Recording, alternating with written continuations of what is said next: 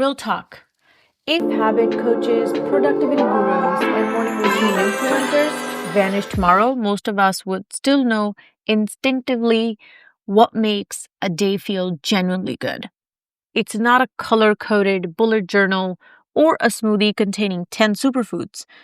It's warm laughter over lunch, the electric flush of blood moving through muscles, and one small yes to pleasure that whispers, I matter too.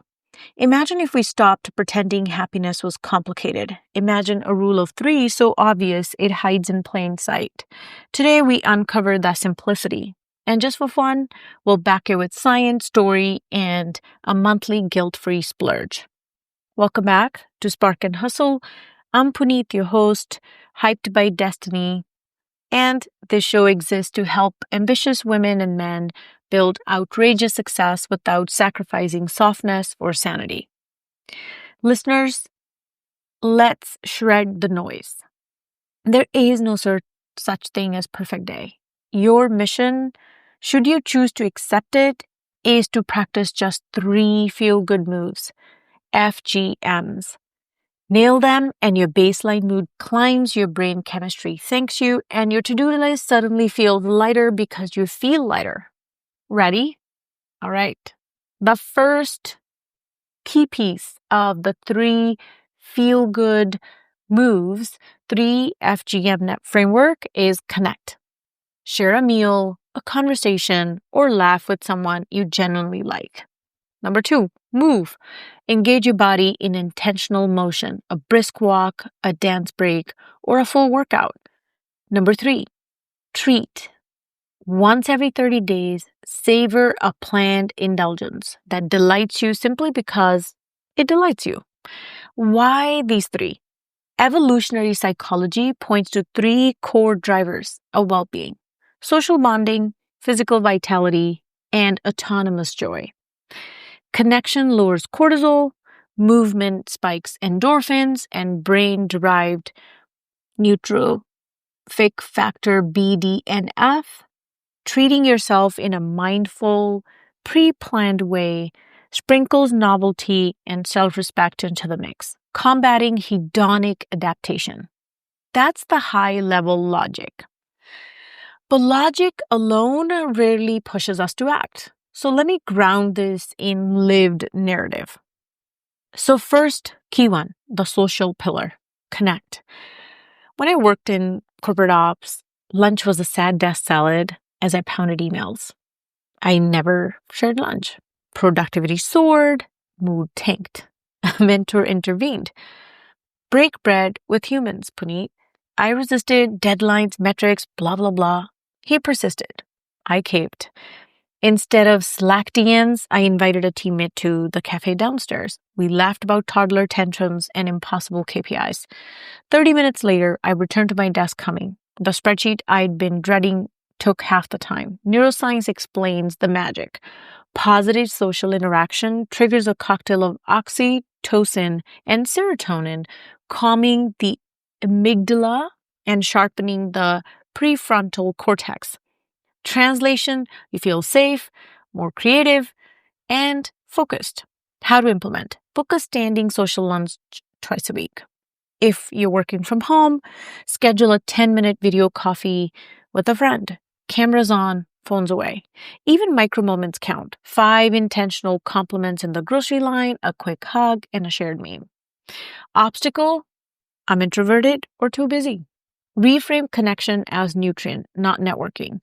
Quality over quantity. One sincere interaction beats 10 superficial hellos. Remember, the goal is good day, not a million followers. Be intentional, be genuine. The second one, the physical pillar, which is move. Our bodies are story keepers. When they sit stagnant, the stories stagnate too. One Harvard study found that a 20-minute brisk walk can reduce rumination or negative thoughts by almost 30%. I personally feel that. I go to the gym, my brain shuts down from overthinking, which is what I needed to do. Endorphins, dopamine, and BDNF flood the brain, improving mood and cognitive flexibility. My personal recipe, a quick morning walk on busy, busy days, music pumping through a single earbud so I can still hear, all the things I need to keep an ear on. On heavier days, I hit the gym for deadlifts, squats, the good old muscle work. The primal satisfaction of moving iron reminds me I'm stronger than my stress. On travel days, hotel room yoga does the trick. Implementation menu: 10-minute micro walk, loop the block between meetings, desk stretch stack. Every time you send a major email, stand and stretch hamstrings. Full workout, 45 minutes strength or spin class if time follows. Obstacle: I skip movement when deadlines loom. Flip the script. Movement isn't stolen time. It's a deposit that earns compound interest and focus. The ROI, the return on investment, is massive. You reclaim the minutes in improved efficiency. This one, again, I used to be very, very, very disciplined, and then I let go of my discipline, and then I'm back on the grind now. And I can't tell you how thankful I am to reclaim these ROI in my life due to movement. So no judgment zone here. Start today, start tomorrow, but start. You can't put this off for another week. That's not allowed. By a day or two, we'll live with. Now the joy pillar, treat. Here's where we add sparkle. Every 30 days, schedule a deliberate indulgence. Something you anticipate, savor, and remember. Not a dopamine doom scroll impulse buy, but a mindful celebration of being alive. Psychology calls this temporal savoring. The pleasure curve begins at anticipation, peaks during consumption, and lingers in memory. Planned treats also prevent random splurges because the brain knows a reward is on the calendar. My rotation: month 1, dinner at a new Peruvian Japanese fusion spots with one of my girlfriends, and 2, if I want it to be extra fun. Month 2, solo spa afternoon, eucalyptus steam, and 0 guilt. Month 3, as tiny as crackers and triple cream brie on the patio while sunset watching. This one is the hardest for me. Sitting still, doing nothing, or doing just a little something. Very difficult, but that's exactly what this is. We must do these things. Cost is irrelevant, meaning is everything.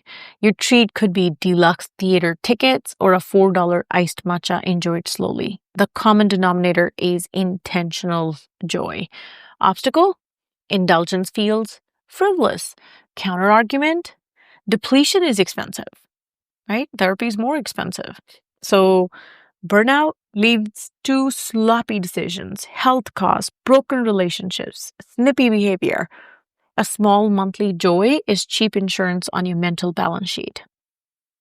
Here's a science print. Social glue. UCLA researchers show oxytocin rises 22% after 15 minutes of friendly conversation. Elevated oxytocin correlates with lowered blood pressure and faster wound healing. Logan moves. Movement magic. A meta-analysis of 1.2 million people in the Lancet Psychiatry reported that individuals who exercised had 43% fewer poor mental health days than those who didn't, regardless of income or age. Planned pleasure. Neuroeconomist Paul Bloom notes that anticipation engages the nucleus accumbens, releasing dopamine even before the treat occurs, effectively doubling pleasure. Takeaway: your body is wired to reward the FGMs biologically. This isn't who, it's wiring. Now here's a fun challenge. List your 3 FGMs, 1 connect action, 1 move session, and 1 treat idea. Schedule them now. Put 2 connect and 2 move slots in the week's calendar already.